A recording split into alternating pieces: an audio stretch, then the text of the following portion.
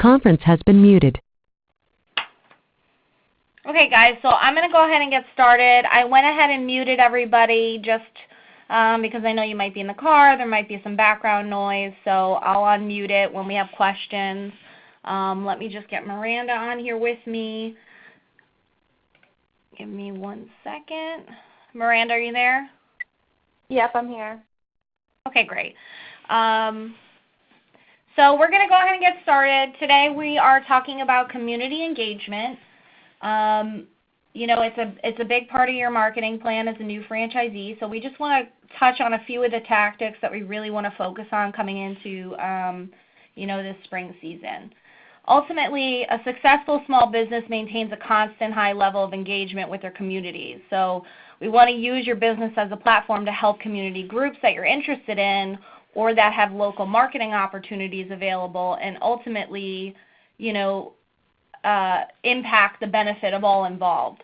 So that's why community engagement plays a role in your marketing plan as a new owner. So I'm going to take you through several different marketing tactics related to the community engagement portion of your marketing plan, and we'll discuss the advantages of joining them and how to implement them. And then we also have a few franchisees that will be joining us today who will talk about their experiences specifically and answer any questions that you have. I'm going to keep you muted throughout, like I mentioned, but if you have a question, you want to type it up in the chat function, I can certainly answer it. I'll also unmute everybody after the franchisee experts that are on chat in case you want to speak to them specifically. And then I'll open it up again at the end for any additional questions that you guys may have. So the first thing I want to talk about is sponsorships. They're a great way to show that as a business you support the community that you serve. So when we're talking about sponsorships, we are usually using this tactic mainly as brand awareness. If you're in an area that is not very familiar with the Lawn Doctor brand, opportunities like sponsorships are critical to increasing the brand awareness in that market. And if you're a lawn doctor in a community that is already familiar with the brand, it's great to familiarize your community with Lawn Doctor, not just as a lawn care company, but rather reframe yourself as an involved member of their community. When people in the community start to see the Lawn Doctor name show up where they are, you're beginning to establish trust within the community. You become a quote-unquote familiar face, so to speak, and they're more likely to buy from a brand that they know and trust. And we can create that feeling with them even if they haven't met you. So that's the goal of you know, doing a sponsorship. Being a brand that's known as supporting the community helps establish that trust. Also, we approach sponsorships, as I mentioned, as a brand awareness tactic rather than a direct lead generator, but sponsorships still do generate revenue because they help drive the other marketing tactics that we have in place. So we're, you know, doing the sponsorships, we're kind of getting this Lawn Doctor impression out there, and now someone may say, you know, when lawn care comes up, they might visit a Facebook page of yours or the website because of the initial impression out there in the community. So this then turns that brand awareness tactic into a direct lead generator. Also, in regards to sponsorships, something that we really find to be great about the types of sponsorships that we encourage are the low cost. As a new franchisee in your marketing budget, we have $1,000 allotted to sponsorships. So the goal is that we use that money and find ways to leave the largest impression at the lowest cost. Many of the sponsorships we look at can be as little as $50 or $100, and they can get your brand in front of a large amount of people in the community, which is ultimately the goal. Also, another great thing about sponsorship is the low time commitment. You know, as a new franchisee, there's a lot of different things that you're being asked to do on top of just running the business in general. So sponsorships really don't have to require a lot of time from you. Granted, there are some sponsorship opportunities that offer additional kind of add-ons and perks that may give you some face time with the community. But oftentimes a sponsorship opportunity can be a kind of set it and forget it tactic, which gives you a little bit of a breather and a break to work on other things. So I want to just hop into a couple of specific types of sponsorships that we've done in the past that we find work really well for Lawn Doctor. one of the things that we've done is sports sponsorships. Now, we're certainly not sponsoring the Super Bowl, and we're certainly not even sponsoring the AA team, because the cost for those things are just astronomical. So what we go is to a local youth sport level, and we're able to make a great impact there. So local sports teams are a great and affordable option, and due to the seasonality of our business, it's really nice because certain sports line up well with our season. So we want to think about that when we're talking about the types of sports that we want to sponsor. Things like baseball, softball, soccer seem to work out well. Sometimes football and basketball and things like that may be more of a fall or winter month sport. So we just want to keep those things in mind when we're looking at the types of sports we want to sponsor. The other great thing about doing a sports sponsorship is that it's a really positive form of advertising. A lot of times, consumers are kind of inclined to tune out advertising, but being a youth sports sponsor, advertiser and supporter and sponsor is giving a positive kind of encouraging vibe to the brand, because parents like to see the companies that are supporting the local sports, and more specifically their child's local sport team. So this is a great conversation starter and certainly a way to gain an edge over your competition when selling to those in your community. Here's a few photos of just some of the sponsorships we've done. So one of the things I want to mention is kind of the banner sponsorship. We've done tons of those. They're usually pretty inexpensive, typically between $200 and $500, depending on the time that they're willing to put it up for. And you basically just get a banner created. A lot of these sponsors actually create it for you. They have it printed for you, so you don't have to worry about that. And we'll help you with the creative part of it. And then the banner is placed on a local field or park for a period of time. So some of them will do it just for the 3 or 4 month season, which isn't quite as desirable. And some will do it for a full calendar year, or even have you up the sponsorship for another $50 and do it for 2 years. So that's really great because it's an easy sponsorship to get involved in. And then once the initial banner is created and put up, it really doesn't require much from you as a franchisee. So we just want to make sure that when we're looking at these, that the time frame works for us and that the location makes sense. So I've done some sponsorships for franchisees where you have a choice as to where the banner goes up or something like that. So we always try to pick the highest traffic area, of course, and the longest period of time that we can be up there. And then it's a great way to kind of get that big sum out in front of everybody. Also, we've done some other ones, like the one in the lower right corner. This was a sports sponsorship, and they actually it was for the league. So you'd go on the website, and that's how the parents would get the information. So on that bottom right corner, there was a little advertising bar that would kind of scroll some of the sponsors' logos. So this is, again, very easy to set up. And the good thing about it is that the ad would have a hyperlink to your website, so this could actually have some direct conversion there, and again, doesn't require a whole lot from you. We've also had franchisees sponsor by servicing the field. This requires a little bit of research and conversation, but it's kind of this exchange of services, and that works out really well. So depending on the size of the area and the requirement, this exchange can work out in your benefit.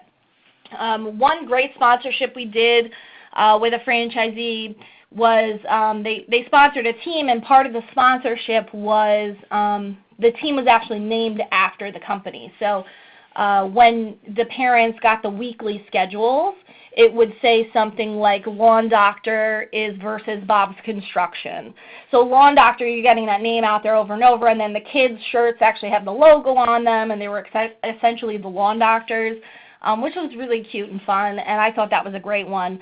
And then what they did is they made that a little bit more valuable by attending the games, providing water for the team, and really getting to know the parents, and then they were able to convert a lot of those parents into customers. So you can make it kind of a set it and forget it, or you can kind of jump in and really immerse yourself in it and get to know the people a little bit better. So it's really your choice. But there's a lot of opportunities, and they can all kind of be discussed and negotiated, and we try to get a good price for you, and we'll look at all those things as they come up.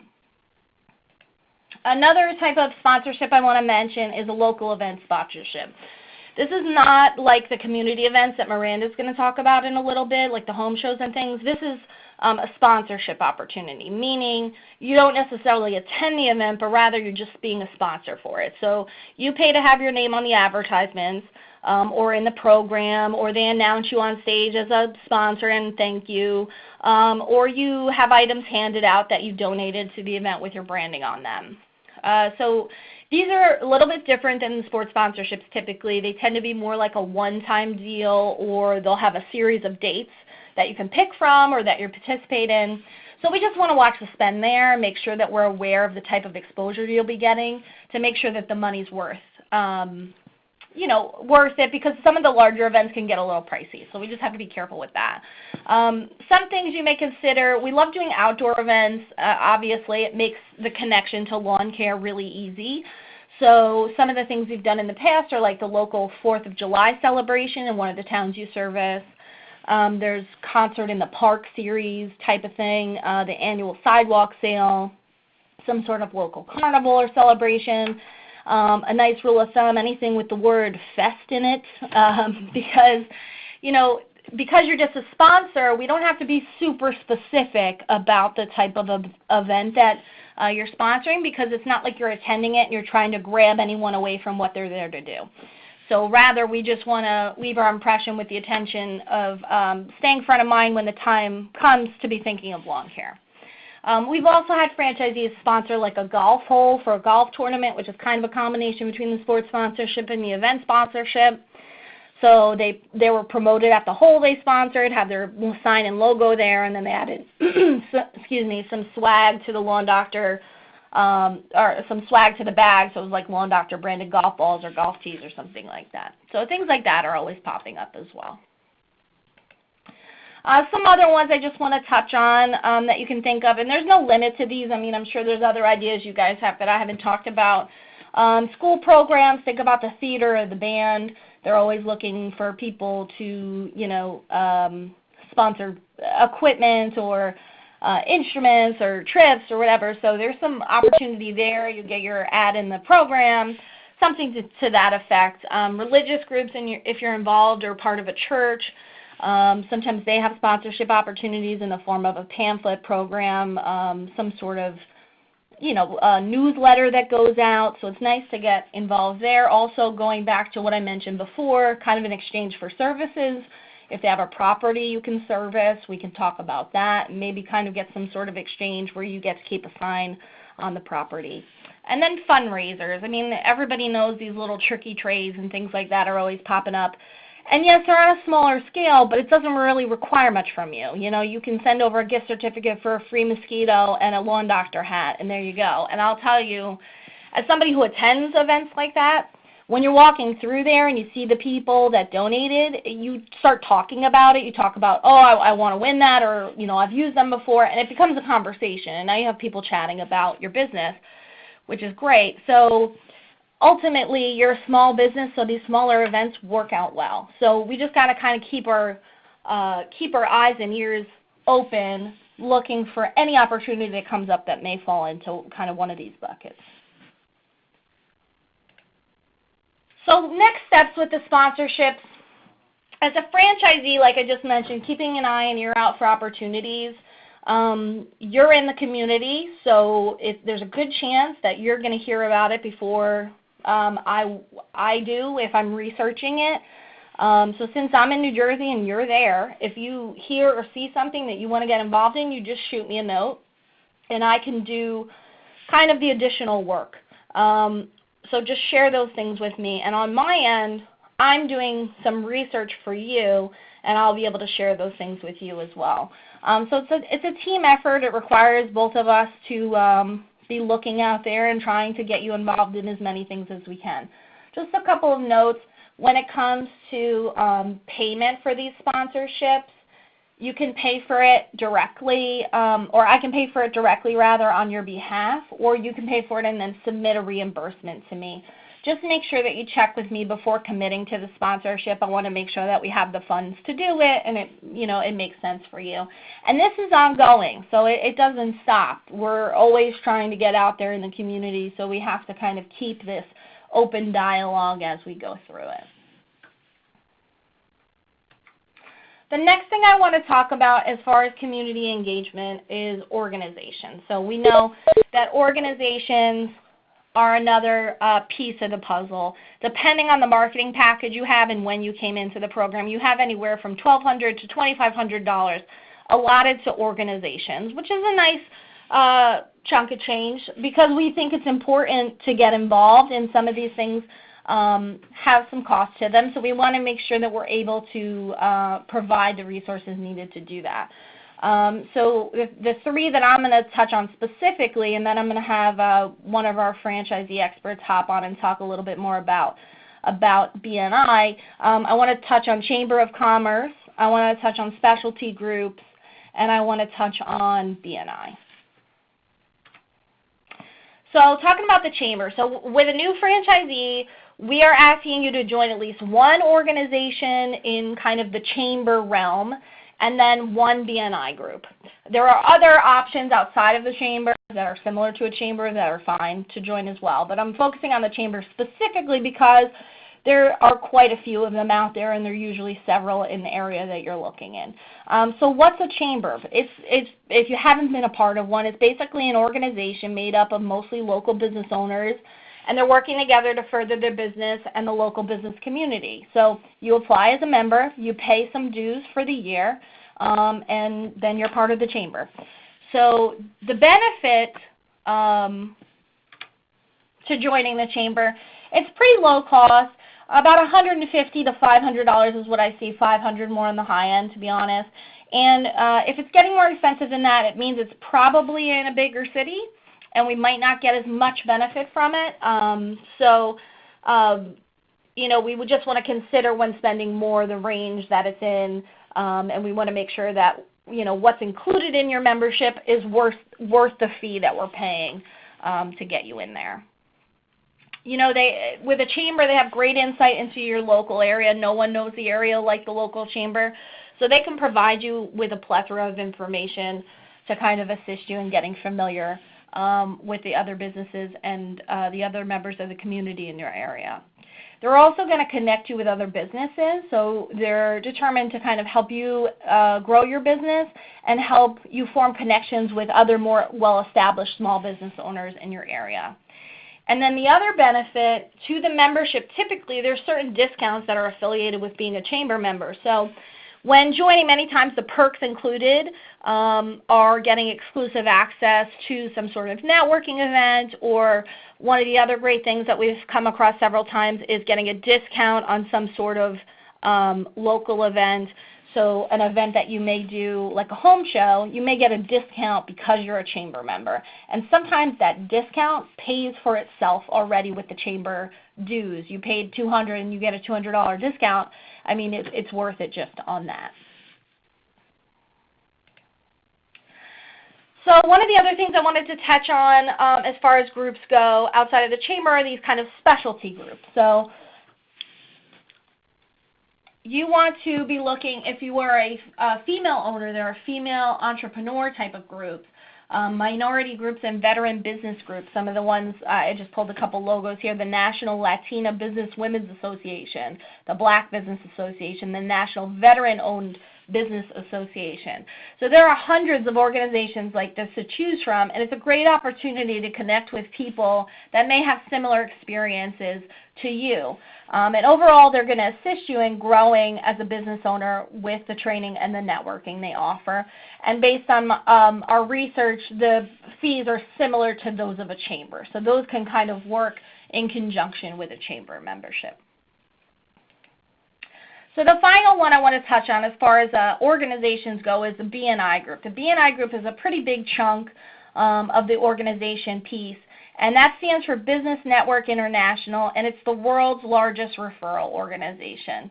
The goal of joining a BNI is to increase your exposure to other local businesses and gain and provide referrals and help one another grow your business. So what is the benefit to you? Essentially, it adds credibility to your brand when referrals are coming from trusted sources. BNI builds your network and allows you to connect with other business professionals. And the bread and butter of the BNI is the referral. And we're constantly seeing a high closing rate with the BNI referrals, which I'll touch on some numbers in a minute. So ultimately, we find that the BNI gets you in a great place with the community, with other organizations, and allows you to kind of support local businesses as they support you. Here's some BNI FYI. The time commitment, it's different. It's not a chamber. Chambers and other organizations may not require any time commitment. A BNI does. It's one meeting a week. It's a mandatory attendance. Meetings can range from 60 to 90 minutes. And you're not allowed to miss more than 3 in a 6-month period. But you can send a substitute in your absence. So, yeah, they want you to be there, and it's important that you show up. So you have to make the time to do it.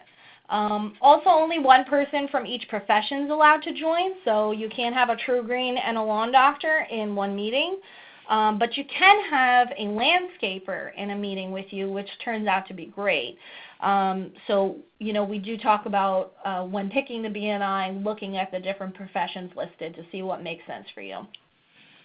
Also, you're going to have to talk about yourself. You're going to have to get up there and you're going to have to give a little spiel about who you are and what you do. And if you're not comfortable with it, you're going to kind of have to get comfortable with it because it's a big part of the BNI. The BNI members want to know what you do and who you are, and they're going to do the same for you. And you need to listen to each other in order to provide the correct referrals for them and for them to get you the types of referrals you're looking for. Also, the where, when, and who. So first, the where. There's a time commitment, and when you're looking at the meetings, it'll tell you the locations of the meetings. Make sure this location makes sense to where you're located. Essentially, you know, if it adds, it's 20 minutes to get there, 20 minutes to get back, I mean, you're losing maybe an hour just in travel alone. You got to watch that. So choose a location that makes sense. Then the when, same thing. The time of the meeting, the time of the day. They have meetings early in the day. They have them around lunchtime, and then they have them late. I think the early in the day meetings make the most sense. Just you can try to get that done at the very beginning of the day and then go on with the rest of your day. And then talking about the who, as I mentioned, you know, we need to make sure that there are other businesses that will likely be able to give you referrals and vice versa. So a landscaping company that doesn't offer the same services as you is great, and other home service businesses like painters and roofers are another good option. Also, a good real estate agent can make a good partner. So, it's not just about what they do, but also are these people you like? Are these people you want to spend this time with every week? So you're going to need to visit the meetings and get a feel for the group. Also, the cost. The average about $400 to $800 a year. I've seen it higher also. So it's a little bit higher than the other things, but what you're getting back is a little bit more rich. Also, just really quickly, you know, I pulled some data from the dashboard. I grabbed 10 franchisees that I saw in BNI. I pulled the numbers, the leads, the sales, and of the 9 out of 10 had a closing rate between a 63% and 85%, which is crazy high. And ultimately, it's because the leads and the referrals you're getting are quality. And it's a great opportunity for you. BNI is not easy, and it does take time, but the leads are valuable, and the referrals will continue to turn into sales. So when you're starting at 0 customers or 10 customers or 50, these numbers are valuable and impactful to you. So now I'm going to switch over. I'm going to bring Chris Talmontier on the line. She's a member of BNI, and she's a local franchisee in Texas. So give me a moment. I'm going to unmute her.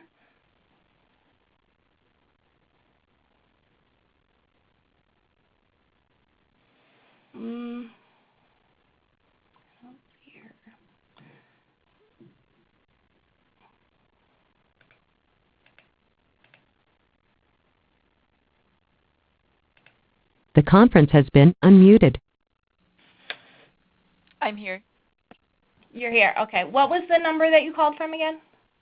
I had the switch phone, so it's 281. Oh, okay, that's why I didn't see you on there. Sorry about that. Okay. I'll just leave That's everybody unmuted so Chris can talk. So if everybody just has their phone on mute, then that should be fine. So Chris, if you want to talk a little bit about your experience with the BNI, that would be great.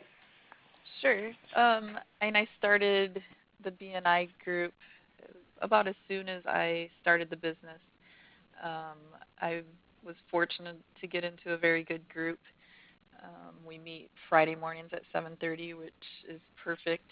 I wouldn't recommend if you're out doing production and stuff that you try to do a midday meeting because you're going to want to be clean and refreshed and ready to go. So I agree with Jessica and morning meetings being the best.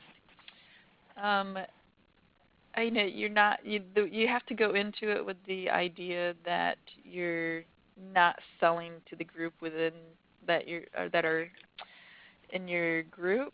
You're more looking at them helping to be your salespeople. So some people start their commercial and they say, "Good morning, sales team," because really what you're doing is you've got 30 to 40 other people out there that are going to be helping you sell your business. So you're not looking at selling to the people in the group. You're looking at them helping you get you in front of people that can help you. I'll a lot of times say a great referral for me this week is an irrigation company. There's different companies that you'll find that are good referral partners with you. Irrigation companies are good.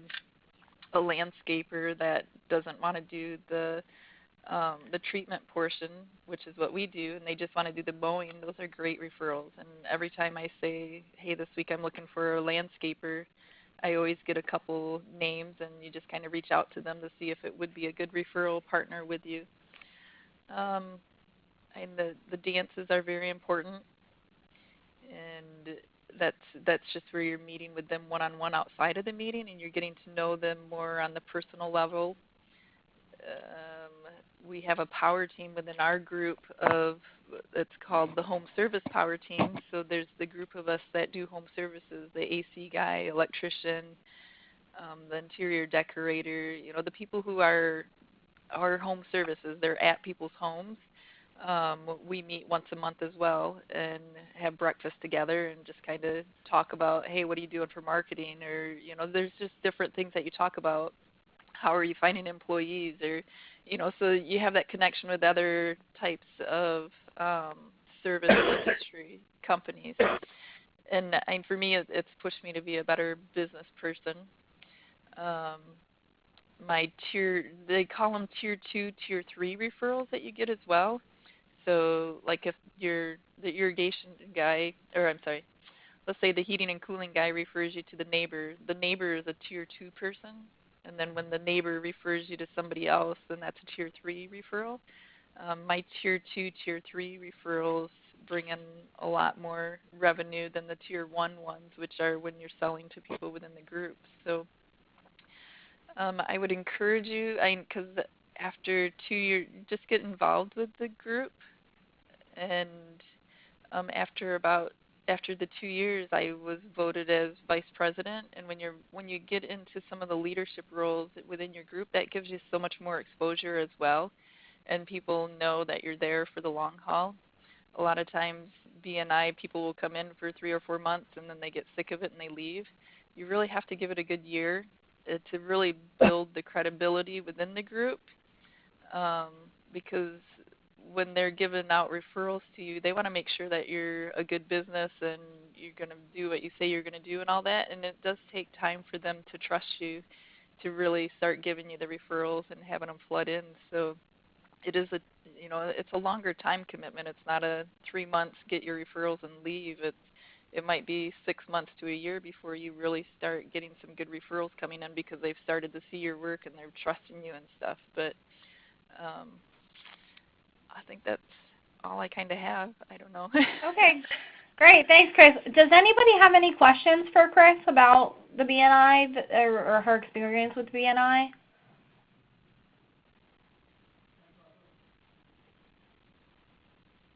Okay.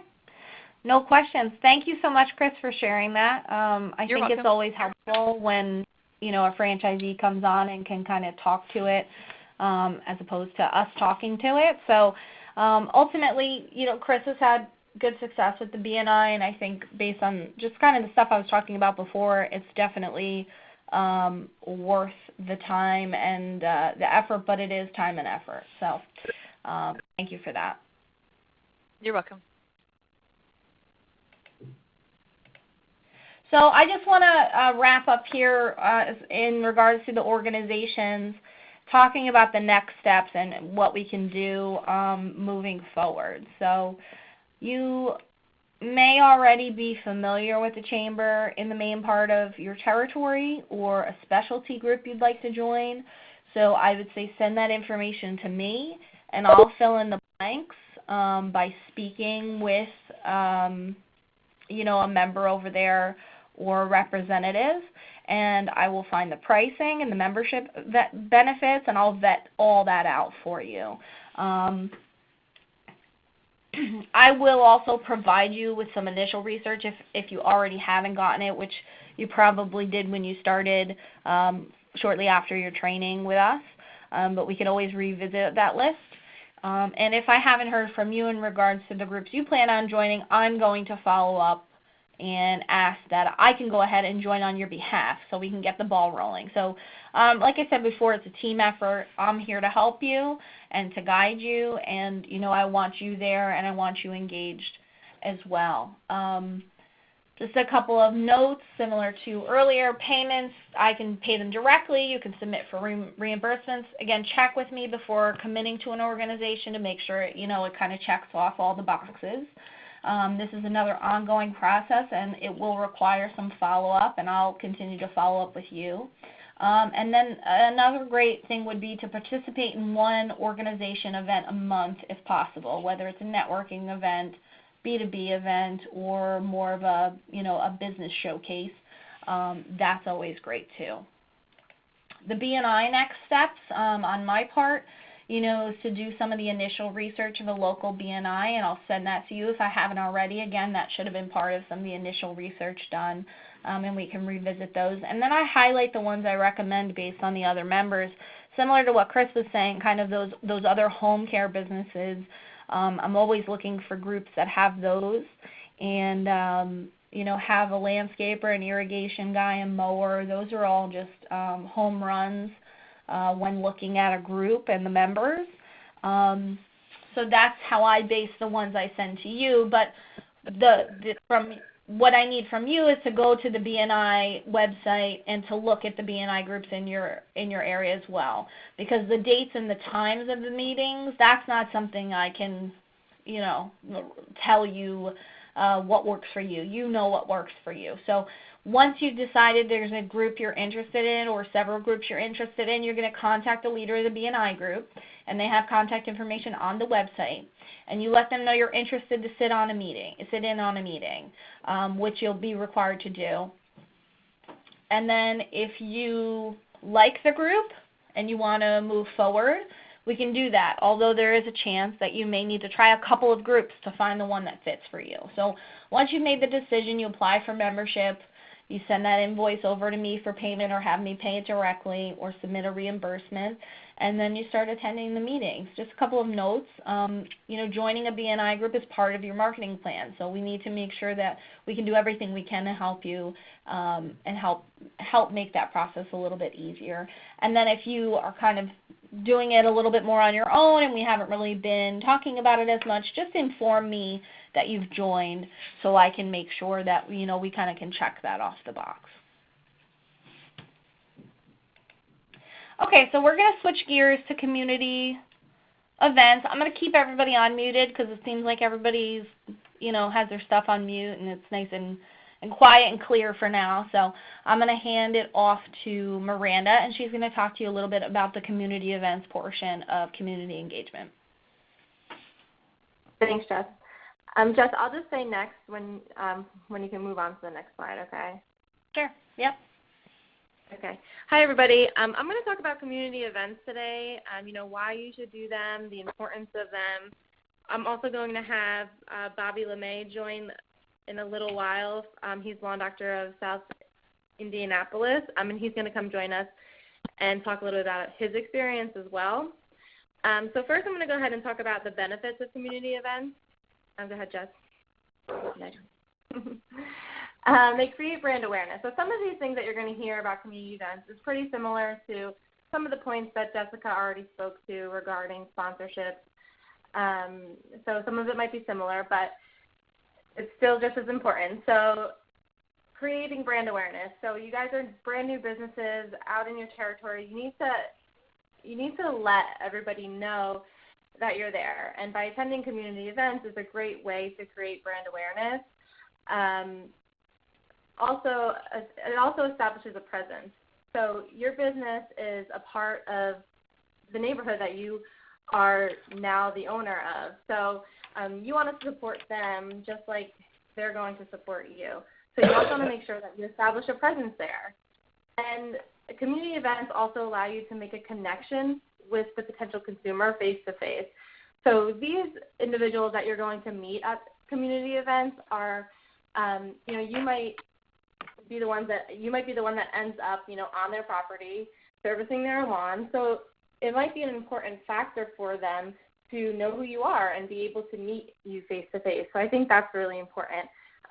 That's one aspect of community events that you might not get through some of the other marketing channels we do, like mailings or sponsorships.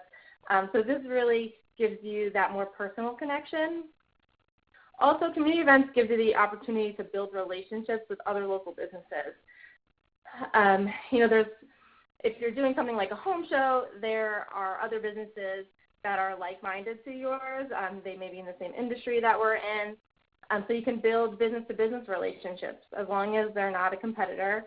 Your booth might be next to somebody else, and you guys might just start talking, and there could be an opportunity for you to partner together in a business-to-business relationship. So I think that's also another important aspect when considering doing community events.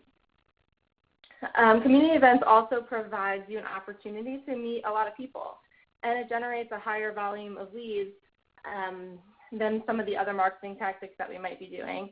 If you're out there in the community and you're at an event that brings in, 1,000 people, 1,500 people, not that everyone's going to come past your booth, but it gives you a bigger pool of people that you can touch and let know who you are, that you guys just opened in the business. They might recognize the logo if we have some surrounding businesses in the area, but it's your opportunity to get out there and let them know that you are here in the area.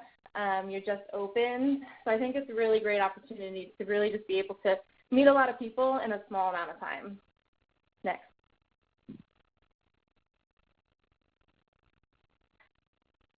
Next, I'm going to talk about the types of community events. So when it comes to thinking about the types of community events, I always tell franchisees to also think outside the box. But there's some events that I always look into with franchisees just based on the success rate that we've had with them. And one of them is home and garden shows. That's part of our industry. So people that are going to home and garden shows, they're interested in home improvement, home remodeling, and there always tends to be some sort of like home show or garden expo that happens usually that I can find within a franchisee's territory. Some may be smaller than others, but I think it's very important that we always consider any home and garden show that's happening in the area. Sometimes we have franchisees that fall into a big city where they might only own a few zip codes, and the event is maybe taking place in another zip code of that same city, where we always look into it a little bit more because we want to make sure that you guys get the return on investment when it comes to home and garden shows, and that the traffic that's going to come through that event is pulling from your territory. So that's always the one thing that I consider when I'm looking at home and garden shows is that it's either in your territory or close enough where it makes sense for franchisees to do it. A lot of the times the events will be able to tell me. Sometimes they have like marketing information about a breakdown of where the people are pulling from. So I always try to get that information too if I'm having a hard time deciding whether or not it makes sense for you based on the cost, because they do tend to be a little more costly than some of the smaller events I'm going to talk about. Business expos, so a lot of times, like Jess said, if you join the chamber, it opens up the opportunity for some other events that might be happening. One of those that I usually see through chambers is business expos. Sometimes it's just for businesses and like the owners of businesses, but other times they do open it up to the community. So I always look into business expos, and I'll tell you guys to do the same. Definitely look around to see, one, if home and garden shows are happening, and then if business expos are happening, because we've seen positive results when it came to both of those. And then all the other events I'm going to talk about are smaller, localized community events, which I find to be just as important. Sometimes they might not pull in as many leads because they're not industry focused like the other two might be, but it also helps with brand awareness and meeting the people of the community. So I see a lot of benefits when it comes to these, and we have franchisees that do a lot of different community events. So I'm just going to run through a few of them, but definitely look around at what's happening in your territory. And if you think at first like that it's not a good fit, I promise you, let's talk about it, because there might be a fit for us. So from spring festivals to community fairs, parades. We have a lot of franchisees that get involved in parades. It'll be 4th of July parades, Memorial Day parades. We've had franchisees ride in St. Patrick's Day parades on the stand-ons as just a way to generate brand awareness and to get out there in the community. So I think that those are really important. We look at the events outside, movies in the park, concerts in the park. Now, when I'm talking about community events, it's different from what Jess spoke about with sponsorships. I'm talking about where you can actually be there in front of the attendees, promoting your business, talking about your business, handing out something that's branded with our logo. Maybe you don't have the entire trade show set up, but you're there with a table and some giveaways, throwaways. It's just a way for us to be there with our brand promoting, and you guys meeting people in the community, letting them know that you live there also, and that you're the new local owner. So like movies in the park, concerts in the park, when I look at events like that, it's to try and find you the ability to have a booth. So a lot of times they'll have a sponsorship package that will include a booth for you to be there. I've had franchisees where we sponsored like a dive-in movie at the local pool, and we paid a few $100s to be there, but it allowed us to go in person. It lowered the fees for all the attendees that were going to the pool that day. So it was beneficial from that aspect as well. You're seeing these people that, are looking at your business in a different mindset because you're there and you're supporting, and you might not be fully promoting, and you're just helping out the community.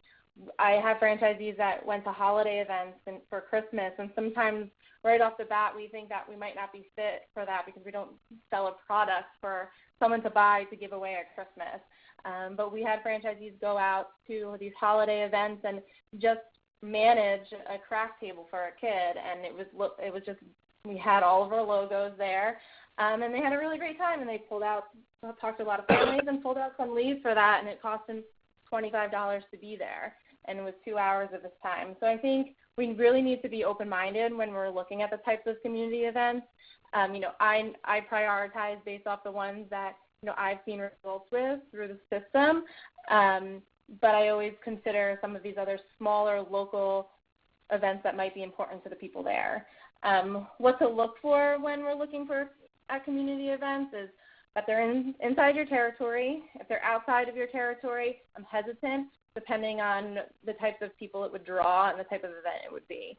That they're well attended. Usually, if it's an event that occurs every year, that they can give us some sort of an idea of the attendees that come. That there's an opportunity to exhibit through a booth space or a table. Again, we want you to be there in person. I think it's really impactful for you to be there promoting and meeting people, so that's very important to me, that we can get you a space there. And at the events, it's important, I think, also to look for some events that are applicable to what we offer. One of those is, dog events. We have a lot of franchisees that get out there and they participate in dog events where they can have a table at, we've done Paws in the Park, run by the ASPCA, and they have vendors, and we go there and we promote flea and tick control or mosquito control. So I think we need to think about the services you offer, the time of year that the events are happening, and decide whether or not that they're good for us. Go ahead, Jess, next.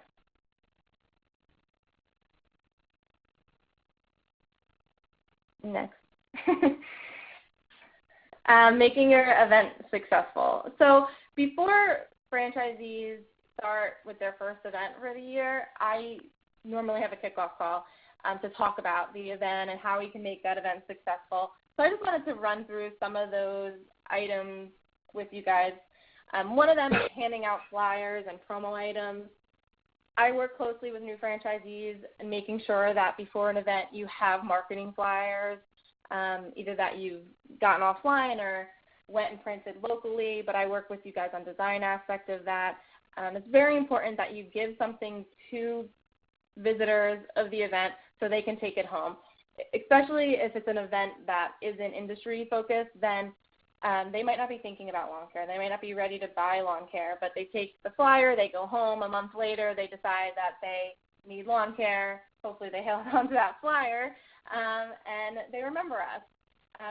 Even if they didn't, still through promo item giveaways, we give away magnets and koozies and pens and all sorts of things that an attendee can take home with them, that hopefully if they're not ready to buy soon after the event, that there's something there at their home that reminds them of us.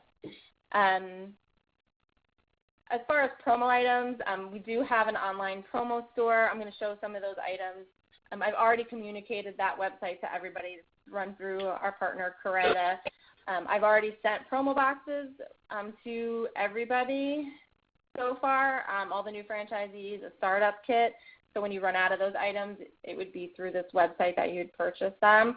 If anybody does not know what that website is, I'll just send out a reminder about it. It's actually going out to the system next week anyway, so you'll have that information available. Draw attendees to your booth with a giveaway. So it's when you're attending an event that has a number of vendors, we need to determine a way that we can pull those attendees towards our booth. A lot of times we can do that with a giveaway. If you want to give away a free lawn care for a year, have a lawn game that attendees can play so they can take home a promo item. If you bring all the branded items that we have, you can set up like a cornhole or one of the lawn games that they sell pretty inexpensively at like Target type stores. It's good to bring there. It's a way to interact with them on a different level. Also, prize giveaways. I started talking to franchisees about if they weren't giving away a free service of some sort, what if they gave away a prize like a small grill? They could spend $100, get a small grill. It kind of goes along with lawn care and getting outside on your lawn and spending time outdoors. So I think that's another way we can look at approaching your booth setup and how to draw attendees to it. Understanding that lead generation is the main focus. So any event we do, it doesn't matter which one, the main focus is lead generation. You don't want to spend too much time talking to one person who has a lot of questions, really interested but has a lot of questions, and taking all your time away from where you could be talking to another 5, 10, 15 people. So if you get caught up in any situation like that, the most important thing is to move them along. Let them know you'll come visit. You'll do a lawn evaluation. You'll call them once the event is over. Don't like just push them away, but just kind of work through that situation quickly where you can move on from them, and opens up the opportunity for you to talk to the next person and the next person. So I think that's very important. You don't want to spend time trying to sell somebody right there. You just want to get as many contacts as you can, and then once you go home, we'll have a follow-up. You can call out to everybody, send materials to them, whatever information you gather at that show, which is another important aspect, is that you want to make sure when you're collecting information from these attendees that you're getting their name, their phone number, and at least a phone number or an email address where you are able to follow up with them afterwards. Capture all your leads. So even if somebody is not in your territory, grab their information, have them fill out the form. Don't get caught up in that either. When you get back, if it's somebody that's outside your territory that you're not going to service, then just throw it away at that time. Or if it's for another franchisee, I always tell franchisees we support one another. If you get leads for somebody that is outside your territory but it's someone else's franchisee, there's another owner that owns them, you want to pass those along. You'd want them to do the same to you. So I always tell franchisees, make sure you guys kind of share that. If the event allows you to bring equipment, consider doing so. We have a lot of franchisees that bring the stand-on machine. They'll bring the power seater. As long as the event will allow you to and the space is available for you to do so, I recommend doing it. Attendees are interested in it. We have really unique equipment. They want to learn about it. They want to know how it works. What does it do to their lawn? So I think it's important to try and bring it where you can. In outdoor events, sometimes they'll let you park the van depending on what the space is like. They might let you bring the van there. So that's another area that we definitely want to consider. If doing an event that is family focused, provide an activity for kids. Again, we want to talk to the parents, but the kids, could be a distraction from that. So you want to provide something for them to do so you can talk to the parents. So we have a lot of franchisees that have some coloring pages, which I have a file for, where you just set up a little space with some crayons, let them color the thumb while they talk to the family. Temporary lawn doctor tattoos. We have the logo we can provide. You can easily have access to temporary tattoos through Vistaprint and different types of websites like that. Just something else for kids to do. We have a franchisee. He's not joining us today, but he, when he does family-focused events, he told me one of the times he brought, some soil and little cups and and some seeds, and he had little kids plant some seeds in a little cup, and they took it home with them. So it was an activity for them to do. The kids enjoyed it while he talked to the parents. So I think that's great and something we definitely want to focus on as well when we're putting together sort of the game plan for your event and how to make it successful. Next. So I wanted to show some of the event materials. So first on the left, you'll see some of our promo items, the pen, the koozie, water gauge, frisbees, lawn rulers. We have some other additional items, like I know there's a tennis ball. If you're doing a dog event, it's a pet chew toy. So there's some other promo items as well that I send to franchisees in their startup box. These are the same ones that are available on our online store to purchase. If you run out of them or if you want more, you know you're going to be doing a lot of events and want to have giveaway items, we have a lot available. Regarding the event kits, so it's really exciting and great, I think, for everybody involved is that we're in the process of completing event kits that are going to be shipped out to franchisees to own. I think we've learned that in order to really allow franchisees to do a number of events a year, which is what we want them to do, to keep the costs down, that it makes sense for them to have their own community event kit. So on this slide, you can see what some of those pieces are. So that kit's going to include 2 pull-up X banners that are about, I want to say, 6 or 7 feet tall, and you can see what the designs are. So there's one that speaks to the lawn care issues, lists the services we offer, contact information. The other one's more catchy. It's one of our marketing taglines from 2017. That is the other banner, and then there's tabletop banners. So depending on the services you offer, will indicate the ones that are going to be in your kit. So if you offer mosquito control, you'll have this mosquito banner. For the most part, everyone does coration, so they would get this core banner, and then there'll be one other tabletop banner that if you're in the north, it's power seating. If you're in the south, it's fire ant. So there's a total of 5 banners in the kit, a table skirt, 2 feather flags that stand outside the booth that say Lawn Doctor on them. They're just branded with the logo, and then a soft carrying case. So for all new franchisees, it's part of the package. So we're going to be shipping those out in the next few weeks. for you guys to have and to own. So I think that's going to be really great and really exciting. Yeah, and we're just to add to that, I'll be reaching out to everybody and giving them some more information about it. It will come from the marketing fund. We have made room to be able to do that because we do think that this is really important, super valuable, and our plan is to eventually be able to offer this to the whole system. So overall, it's going to be a great thing for everybody. Thanks, Jess. Next. So the next slide just shows some pictures of our franchisees out in the community at local events.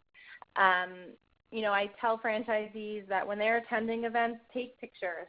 Have somebody take a picture of you interacting with a customer.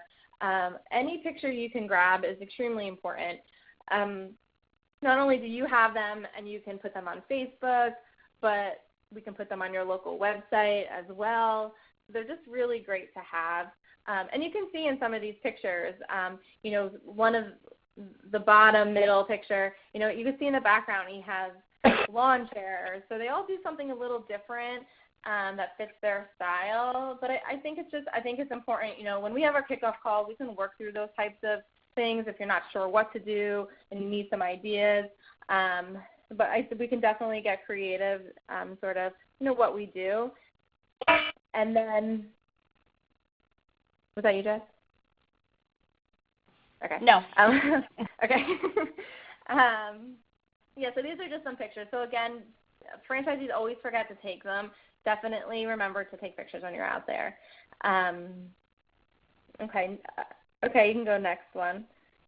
So now I want to introduce Bobby LeMay. He is lawn doctor of South Indianapolis. He's been a franchisee for 2 years, and he's done a number of events. So I wanted him to, jump on the phone today with us and talk a little bit about the types of events that he participated in, what his experience has been, and any advice that he could share, with you guys just starting up your new businesses. Bobby? Hi, everyone. As Miranda said, we launched our business in May of 2016, so it wasn't all that long ago that I was sitting right where all of you are today. And in that time, in the last 2 years, we've done actually 4 different events, 3 of which we had to pay for. And the results were significantly different, and some of that had to do with the types of events that we were at.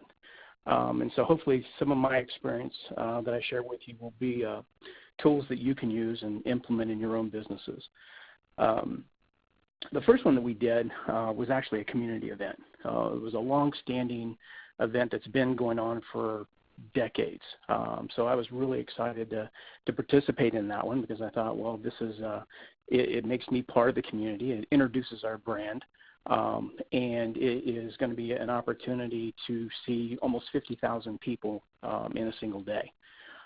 So I was extremely optimistic, thinking that at this event I'm going to probably walk away with at least 40 or 50 customers. But to my surprise, didn't really work out that way.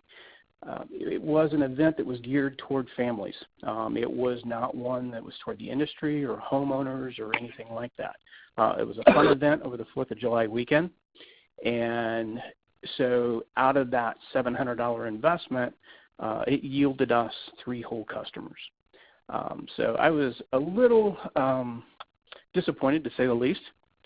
But in retrospect, what I realized, it was absolutely fantastic for our branding and introducing our business to our community.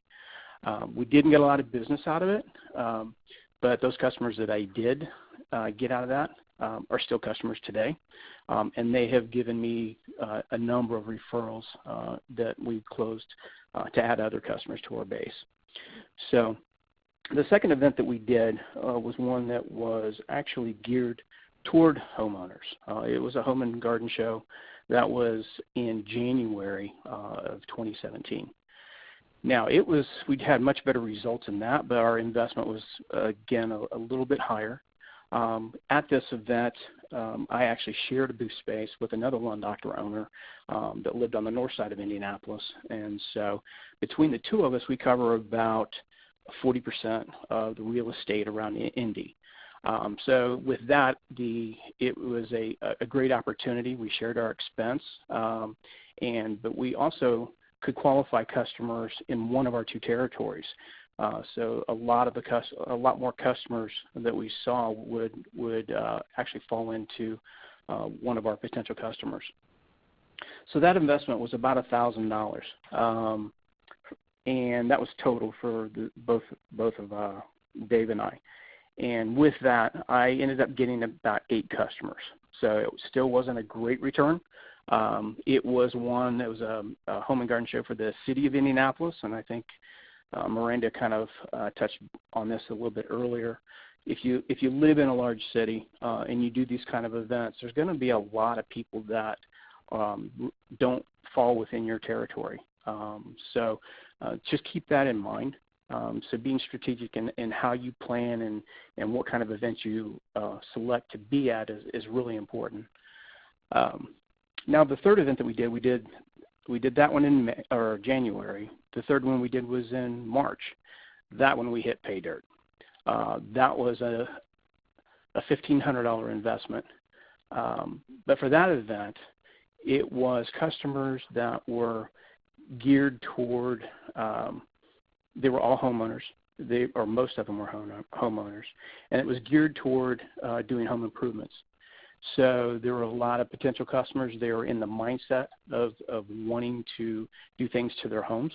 The first event was in January. I'm kind of jumping around here. The first event in January, it was more people that were looking for new cabinets or new windows or a new roof or a patio. It wasn't really geared toward lawn care. This is January. These people haven't even looked at their grass for 3 months. So even though we did get some, it wasn't really the outcome of what the March show did. March, the weather's starting to break. Everybody's looking at their lawn and realize, hey, either I had bad service last year or I did it myself and I didn't get the results. And so we had a lot more people that were engaging and ready to consider our services.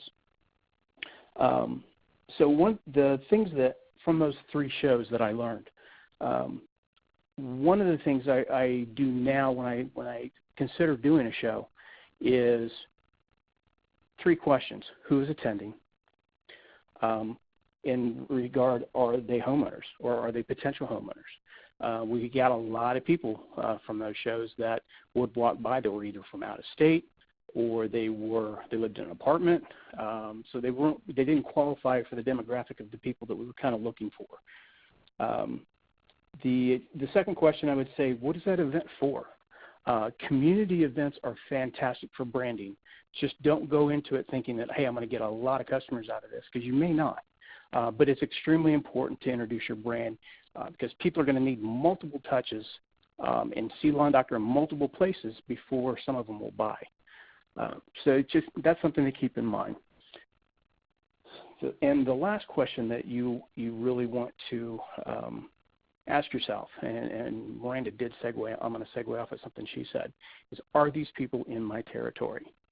You don't want to waste time with people that are not, because if you're talking to somebody that's out of your territory, there's probably going to be 5 or 6 that walk by during that conversation that actually are potential customers that could be somebody that you could sell to. With that being said, from the different things that we did, the tips that I can probably share with you from my experiences, when you do a show, be prepared. Know your craft. Know the services that you provide. We did the first show a month and a half after we launched, so I had a foundational knowledge of what we did, but at that point I had more of a realization of there was so much I didn't know. So with that, don't let that scare you, because the vast majority of the people that you talk to, you know in abundance more than they do. But just try not to get too deep in the weeds. Get their information. Write down as much as you can to jog your memory of who that person was, whether it's something that they wear, a comment that they made, because when you follow up with those people, being able to pull that information and use it is going to be very beneficial, because they're going to be like, wow, that guy actually remembered me. And that is priceless.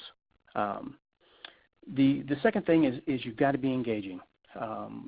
You've got to get up and you've got to talk to people. If you're introverted, that's something that you will need to overcome. You can't sit back in a chair and wait for people to stop and talk to you. You need to get up and you need to engage them. And stay confident. It's really important that you stay confident and upbeat. It's much more easier for them and more appealing to talk to somebody that's engaging and easy to talk to.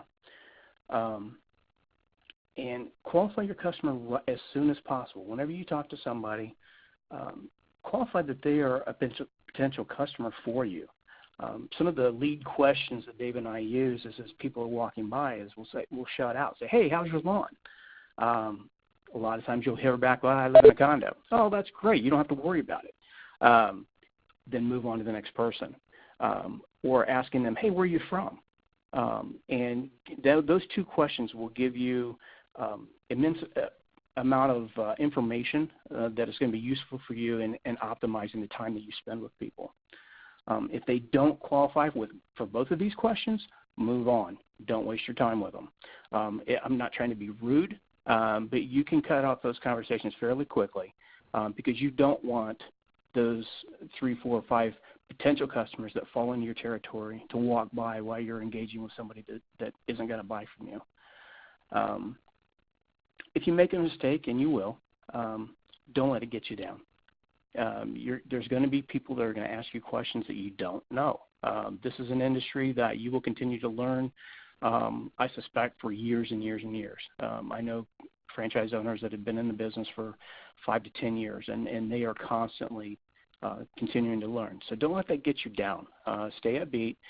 If somebody asks you a question you don't know, write it down and then look it up, and then use that in your arsenal for the next customer that comes by. Sometimes making a mistake is one of the best training tools, at least for me, that I can have. And the other things to think about is, does the cost and time justify your investment? If you're in the beginning, you're going to have an abundance of time. And I would do as many events that are low cost, especially in the community, that you can, because it's going to create brand awareness. If they're expensive events like home and garden shows, you may want to rethink it, because you don't only have the cost of the home and garden show, or the booth space, but you've also the cost of promotional items or giveaways or the RUD or the things like that. So that initial $1,500 investment can creep north of $2,000 pretty quickly. But the small community events are very inexpensive, and it brands you as a member of the community, which is ultimately more important than anything, what I'm finding with a lot of my customers. Most of them don't want to work with the big corporate giants. They want somebody that's local, that they can talk to, that they can reach out to, that knows them and knows their lawn. And that's where Lawn Doctor is really, the brand is really gives us an advantage in that regard. They've given us years' worth of research and development in their products and in their equipment, and also their business style. And so if you use that, you can capitalize on that and gain a lot of customers that way. One thing that you will do in the beginning is you will do as many lawn evaluations as you can. It's important. Not everybody will do it, so that right there sets you apart from a lot of our competition. As you start building a customer base, though, at those shows, you're going to want to close as many as you can, or at least not commit to lawn evaluations. Last year, I did between 90 and 100 lawn evaluations the last 2 weeks of March, and so that really significantly impacted us getting delayed in our applications for M1, and it also cost me a lot of windshield time, most of which were not necessary. So early spring, there's not a whole lot to evaluate anyway, so you can commit to doing a full evaluation if you can get them signed up, because it's really to their advantage if they can get on the program early. and get the applications done. The evaluations are going to happen, and one thing that we do anyway, and people tend to like, is we evaluate every time we're on a lawn. We're not there just to throw down fertilizer and move on to the next one. We actually take notice of how the lawn is responding and adjust our materials appropriately. So, does anybody have any questions? Thanks, Bobby. Yeah, does anybody have any questions for Bobby? That was really great advice. Thank you.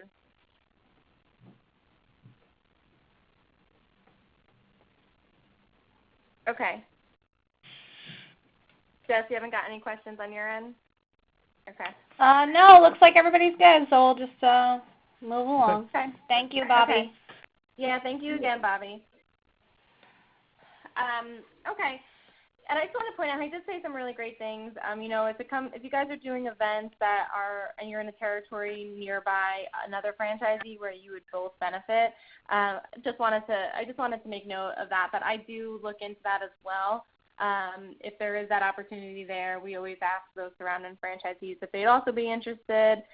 Sometimes they are, sometimes they aren't, but we always put that out there as long as you guys are comfortable with it and they are. We'll see if there's any sort of kind of a dual events we can do together. So I'm just going to talk quickly about the next steps. So always keep, same thing with sponsorships, your ears and eyes open. If you guys see anything in your community that you are interested in participating in from a vendor standpoint, send it my way. I'm also in New Jersey, so you guys might see something before I get to it during my research. So if you see, sometimes events will hang up banners within the community that something's going to be taking place. Send that over to me so I can take a look at it. Anything you do find, send me. I'll then take that information and I'll reach out and try and get just additional information about the cost to attend. Can we be a vendor? Do they accept the type of business? How much would it be? What the booth size is? All of that information I try and get on your behalf.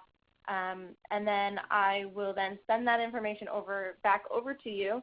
So you can basically tell me that you are available to attend, that you want to attend, and then I'll go ahead and work directly with the contact at the event, always keeping you guys in the loop. I copied franchisees on all my email communications.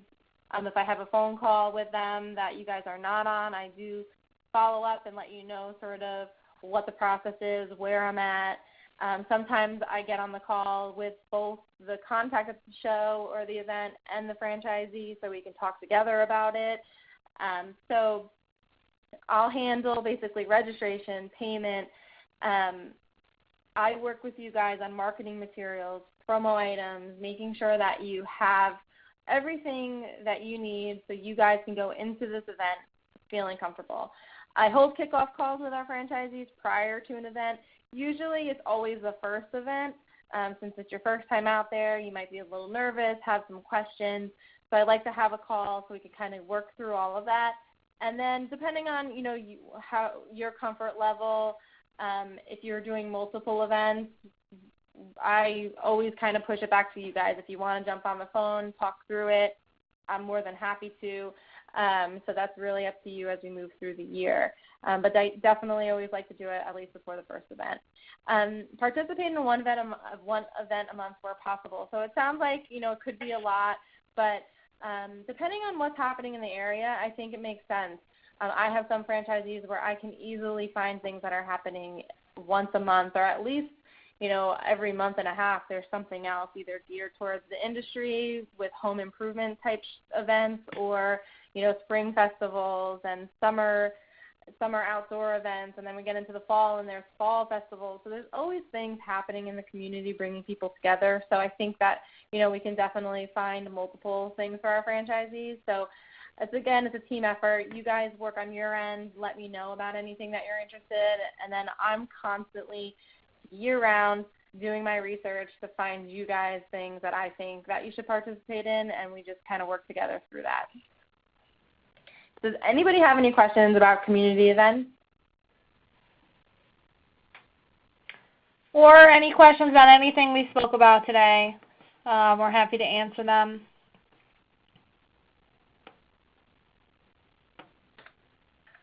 Okay, great. Well, I want to thank Chris and Bobby for coming on today and sharing, their experiences with everyone.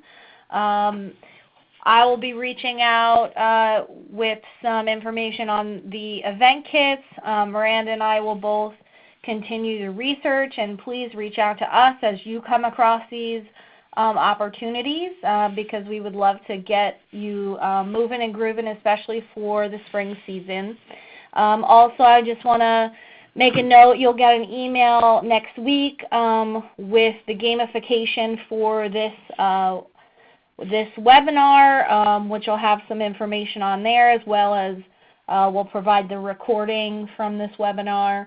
And then next month's webinar will be talking about selling custom care and mosquito services, so please look out for the invitation there. So everybody, thanks so much for joining, and have a wonderful weekend.